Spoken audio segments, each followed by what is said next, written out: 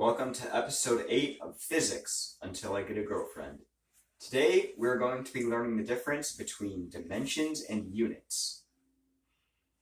They are not the same thing, and mixing them up can lead to false confidence during calculations. A dimension asks what is being measured, while a unit asks how is it being measured. A dimension is a quality of an object. Some examples of dimensions are distance, mass, time, area, velocity, pressure, density, etc. There are two categories of dimensions: fundamental dimensions and derived dimensions. The most common fundamental dimensions would be mass, time, and distance. By multiplying and dividing fundamental units, you can get derived units. Velocity comes from distance and time. Acceleration comes from velocity and time. Force comes from acceleration and mass. Energy comes from force and distance. Power comes from energy and time. Area comes from distance and distance. Pressure comes from force and area, etc. And so on. Yeah. And because there are infinite ways to combine dimensions, there are an infinite amount of derived dimensions. So how do we measure all these dimensions? Well, that's where units come in. A unit is a quantity that measures a dimension, and there are multiple ways to measure one dimension. Length, for example, can be measured in feet or inches, or miles, nautical miles, leagues, furlongs, light years, yards, points, technically, or even a mix of units, such as 5'5".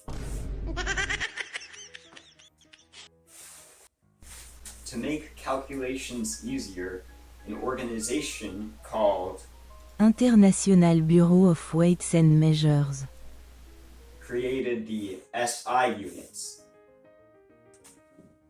Using the SI system, every dimension has exactly one unit. Mass is in kilograms, length is in meters, and time is in seconds. So why should you care about units? Well, it gives you the power to solve for unknowns using dimensional analysis. Stoichiometry, you can use proportions and ratios to to calculate limiting reactants and theoretical yields. It gives you a deeper appreciation of fundamental constants once you see what unit they're in. It allows you to derive values from equations and derive equations by following units. So if you have a confusing equation and then you know how to manipulate units, then you can figure out confusing values.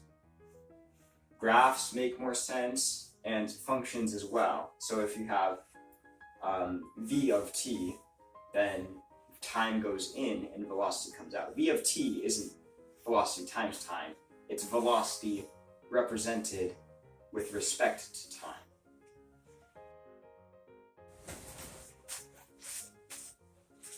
In conclusion, dimensions are measured with units. If you understand units, then you can understand equations. Here's a cool bonus fact. There are dimensionless units, such as pair or dozen. They're just 12x and 2x multipliers. Percent, you can break that down. Per means for each, and cent means 100. So for each is like the divided by. So it's like 100% is 100 divided by 100, which is unitless.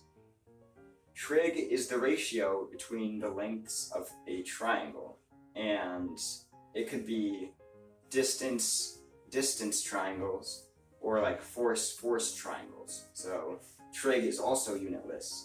Pi, radians in pi is the circumference of a circle divided by its diameter. So that could be length divided by length, which is unitless. And And SI prefixes are technically a dimensionless unit. They're multipliers, just like pairs and dozens.